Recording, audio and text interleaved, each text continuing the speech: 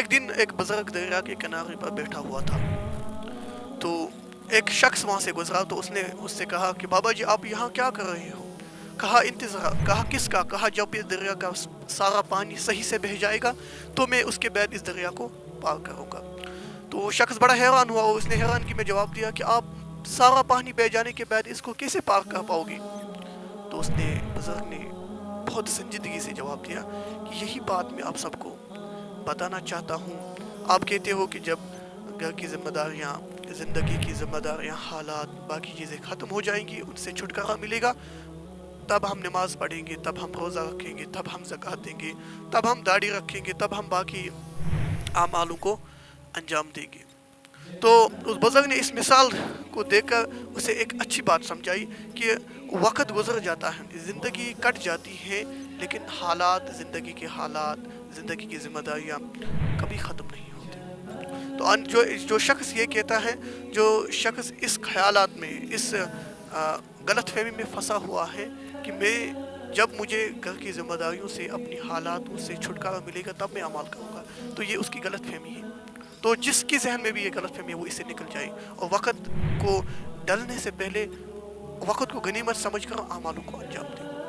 نماز کو جائے، اللہ کے یہاں جائے، قرآن کو پڑھے، قرآن کو صحیح سے پڑھے. اللہ کے سب 70 سال کے شخص، 70 سال کے انسانوں نے بھی، مجھے لگتا ہے کبھی کبھار کسی نے قرآن بھی کو ہاتھ بھی نہیں لگایا ہو.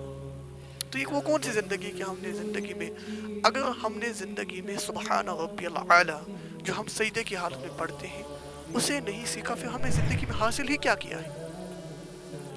ہم نوجوان جو 15 سال ہو گئے، جو 18 سال کے ہو گئے، جو 20، 19، جو 30 سال کے ہوئے، پہلا کلمہ اگر ان کو یاد نہیں تو انہوں نے 30 سالوں میں کیا حاصل کیا ہے؟ انہوں نے کیا حاصل کیا ہے؟ اگر انہیں قرآن کی 10 سورتیں یاد نہیں ہیں تو انہوں نے حاصل کیا کیا ہے؟ اگر وہ نماز پڑھ نہیں سکتے، نماز پڑھا نہیں سکتے تو انہوں نے کیا حاصل کیا ہے؟ اگر وہ ایک مردے کو، ایک میت کو جنازہ نہیں پڑھا سکتے، ایک میت کا غسل نہیں دے سکتے تو ہم نے کیا حاصل کیا ہے؟ کبھی سوچے نا. ہم نے تعلیمات میں اپنے بچوں کو پھنسا کر، اپنے آپ کو پھنسا کر اتنے اپنے آپ کو مشغول کیا ہے کہ ہمیں فرصت ہی نہیں. مزدور کو مزدوری سے فرصت نہیں، ملازمت کو ملازمت سے فرصت نہیں ہے، ایک اسٹوڈنٹ کو اس کی پڑھائی سے فرصت نہیں، تو حاصل کون کرے گا؟ اللہ کی مسجد میں کون جائے گا؟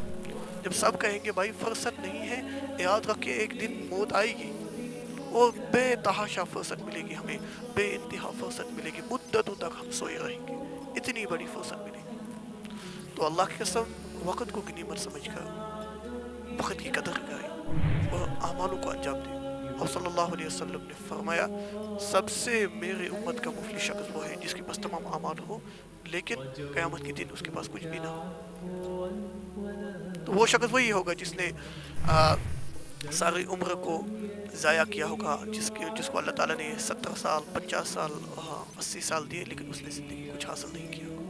زندگی آپ صلی اللہ علیہ وسلم فرمائے اللہ تعالیٰ کے کچھ بندے ایسے ہیں جو اللہ تعالیٰ کو پسند ہی نہیں ہے، بالکل بھی پسند ہی نہیں ہے. تو ان میں سے وہ بندہ، سب سے ایک بندہ وہ ہے، ان میں سے ایک بندہ وہ ہے جو گدھے کی طرح دنیا کی کاموں میں پھنسا رہتا ہو اور رات کو مردے کی طرح سوتا رہتا ہو.